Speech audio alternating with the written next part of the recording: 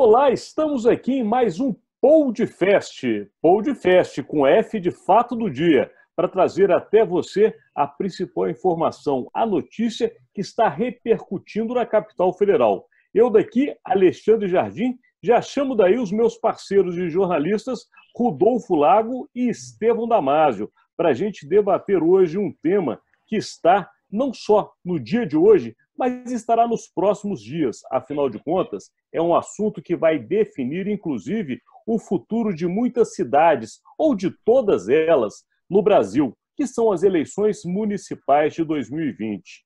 Nós tivemos aí uma decisão no Senado, decisão em 2 turnos qualificada, o que significa que tem que ter um quórum acima do normal para que justamente faça a votação. Afinal de contas, é uma proposta de emenda constitucional. Mas eu vou parar por aqui e vou mandar essa bola aqui para os meus colegas e também especialistas nesse assunto, para começarem a falar o que eles acham. Afinal de contas, a grande dúvida é: serão as eleições adiadas ou não serão? Este é o tema e o fato do dia de hoje. Rodolfo Lago, está contigo, meu amigo. E aí, tudo bem, Alexandre, Estevão, nossos amigos? Então, nós estamos nessa situação, né? Vivendo um ano completamente atípico, todos isolados, todos dentro de casa, mas, e às vezes a gente até se esquece, né? Que esse é um ano eleitoral, é um ano de eleições, nós vamos ter eleições para prefeito, eleições para vereador, e nós temos um grande problema, né? Como nós vamos fazer as eleições nessa situação que a gente está vivendo, né? Então, existe hoje um posicionamento que cresce, né? Que é eu acho que talvez até consenso na Justiça Eleitoral, da necessidade de você adiar as eleições, adiar mais para o fim do ano, para você poder organizar essa situação toda, porque nós ainda estamos no pico da pandemia, né? E tão cedo a nossa situação não vai voltar ao normal. E como é que nós vamos fazer campanha, como é que nós vamos fazer comício, como é que nós vamos fazer, enfim, eleições numa situação dessa, né? O Senado se posicionou essa semana com relação a isso, trabalhando então, aprovando então uma emenda constitucional que transfere as eleições mais para o final do ano, para novembro, né? Mas isso está difícil de passar na Câmara. Na Câmara, o posicionamento da maioria lá, ao que parece, especialmente do Centrão, é no sentido de manter a data da eleição. E agora só me respondam, né? Manter a data da eleição nessa situação que nós estamos vivendo, como, né? Então vamos lá. Vou para a bola e a resposta para o outro especialista, o nosso colega e amigo Estevão Damásio. O que você responde disso aí, hein, Estevão? Olá, colegas, pessoal que está nos acompanhando. A única coisa certa é a seguinte: todos nós, jornalistas, políticos e sociedade de uma maneira geral, temos que aprender a lidar com uma eleição esse ano, com um pleito que será completamente diferente de tudo que vimos. Não haverá corpo a corpo, né? As campanhas serão totalmente diferentes. Os candidatos terão que apostar muito no contato digital com o eleitor, através de lives, enfim, eles vão ter que usar muita tecnologia para sensibilizar o eleitor. E, particularmente, embora reconheça que, tudo bem, um mês, de outubro para novembro, pode até fazer uma pequena diferença, mas eu acho que não vai mudar muita coisa, né? Nós temos muitas incertezas pela frente. Eu não sei se o adiamento vai, de fato, gerar mais segurança ao processo, mesmo porque é de um mês para o outro. Agora, de qualquer forma, eu acho que o Centrão está mais preocupado com o próprio processo. É inegável, e nós já discutimos aqui em nossos podcasts, que, teoricamente, os atuais ocupantes das prefeituras, com essa pandemia, tendem a ser beneficiados. Eu acredito e aposto que o índice da reeleição será muito alto este ano. Por quê? Eles estão na linha de frente, eles estão recebendo os recursos federais, as ações sociais estão muito na mão deles, atuais prefeitos. E os opositores, até pela falta de espaço na imprensa, não estão aparecendo. Então, teoricamente, eles serão beneficiados. Mas um mês a mais, um mês a menos, não vejo como mudar esse quadro, não. O ponto que você colocou, Estevão, é realmente o ponto sensível. Porque o que está se discutindo não é com relação à questão realmente do risco à população. Claro, o pano de fundo que motiva ou não o adiamento é o coronavírus, indiscutivelmente. Mas o que os partidos estão preocupados, e principalmente as lideranças no Congresso, você colocou muito bem. É com relação ao time que vai prejudicar ou favorecer determinados candidatos. Porque quem hoje está no poder, ele se favorece com uma eleição dentro do prazo determinado.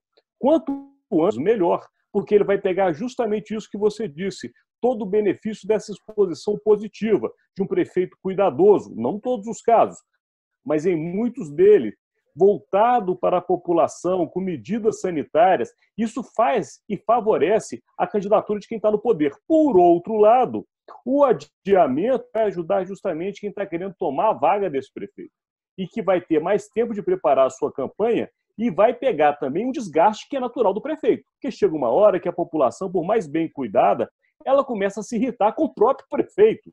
Portanto, esse desgaste virá naturalmente. Então, a discussão, para quem nos segue, é política mesmo. Os caras querem saber realmente se eles vão conseguir manter os candidatos que os interessam ou colocar os da oposição. Essa é a grande briga. Agora, eu imagino, e vou colocar também para a gente conversar aqui, já indo para Rodolfo Lago, com relação às datas, porque arrumaram um meio termo. Alguns queriam que fosse para dezembro, outros querem que fique mantido em outubro. E o que está se discutindo são as datas de novembro. Como é que você vê isso, Rodolfo? Qual a sua aposta, inclusive? É para que fique em novembro, em outubro ou em dezembro, meu amigo?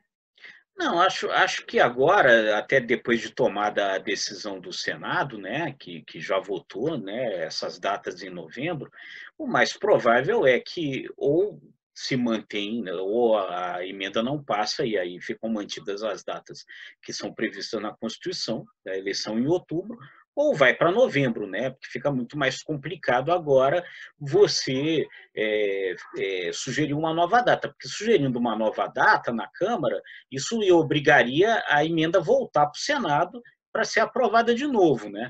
E todo o processo de emenda constitucional é um processo complicado, tem que ser em 2 turnos, exige quórum qualificado, então, ou a eleição é na data que está, ou a eleição vai ser em novembro, me parece, né? E apesar do tempo ser curto, né, o que a Justiça Eleitoral diz é que mesmo esse adiamento curto, ele já permitiria um maior tempo de organização das questões relativas à organização da eleição, né?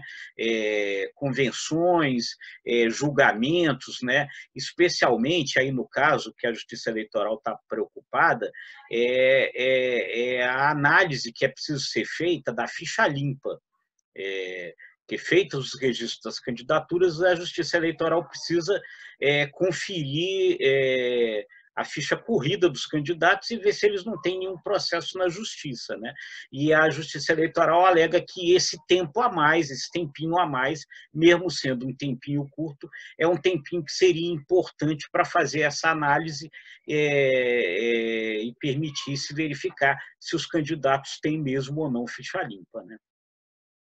Estevão, na semana que vem está prevista a eleição na Câmara. Também são 2 turnos qualificados, como aconteceu no Senado.